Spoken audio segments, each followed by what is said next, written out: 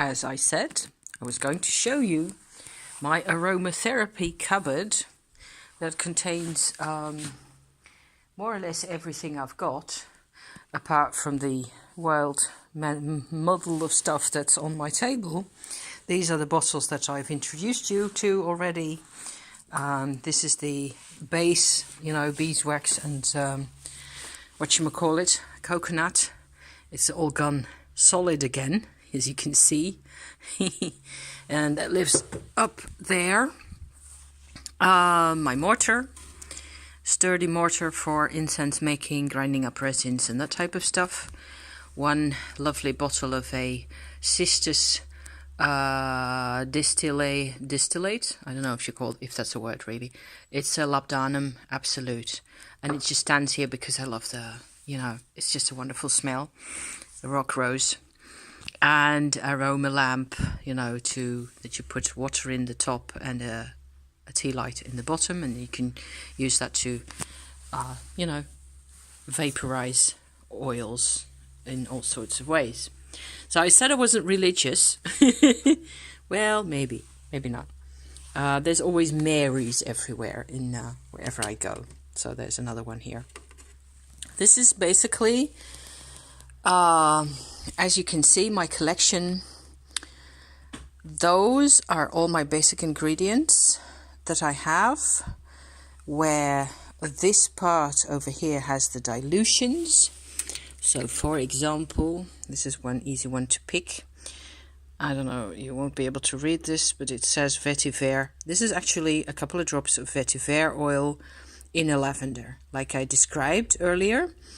And so it has this beautiful Indian vetiver smell, just in an easier way to handle. I've used that several times, so there's only a tiny bit left in the bottle.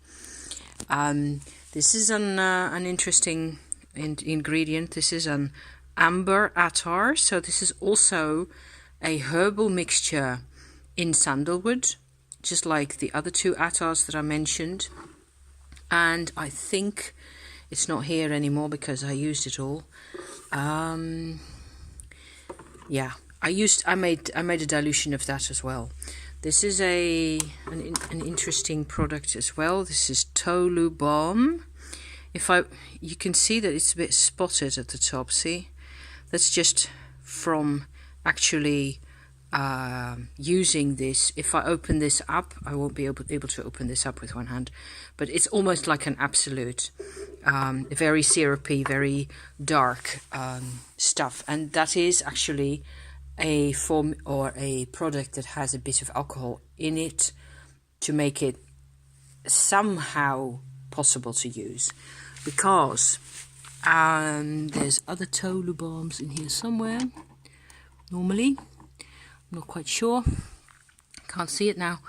But yes, there are Tolu balms that are really excellent in fragrance, but they're just completely solid at room temperature, so then you have to think of something else.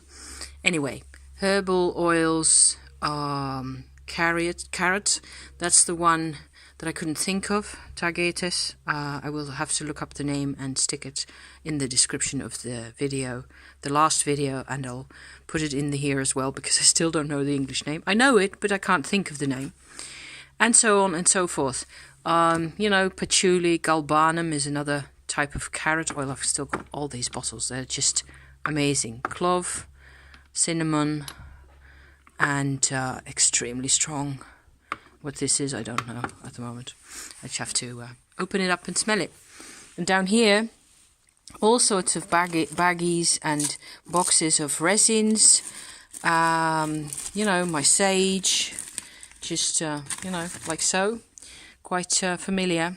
These are my new bottles of oils that I got that came in.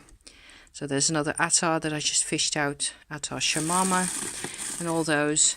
Homemade incenses, sticks and what have you.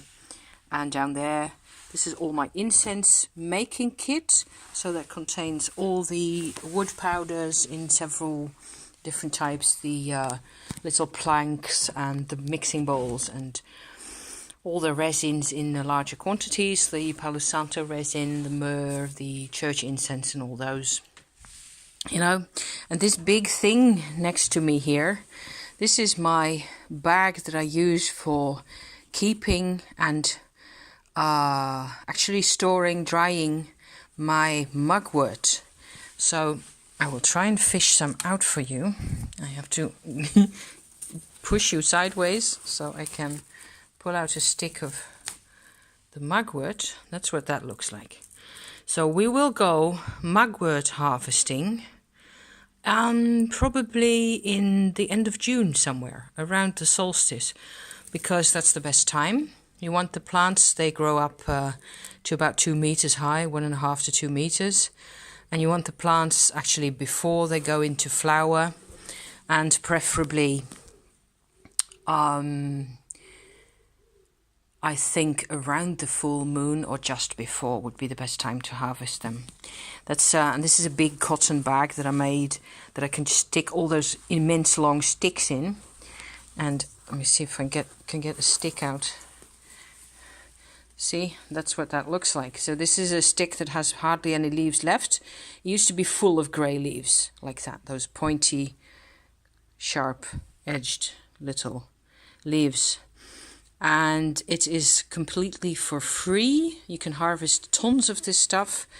I tend to go someplace along the roadside where there is less traffic or none at all, you know, and no fields, no agricultural fields being used at the time. So that you get it as clean as possible. That's what I like to do. And I use mugwort as you know, as a herb to fumigate, really, just like you use white sage, basically. Only the function is completely different. Sage will always wake me up. For myself, I use it a couple of times a week, I think, normally, or maybe once every 2 weeks, depending. And then you know, that just clears up the whole atmosphere, takes away any negativity. Mugwort is much more of a grounding, earthing type vibration. I made a little short vlog at one time, a couple of months ago, and I will stick the link in the description for you to look at if you like.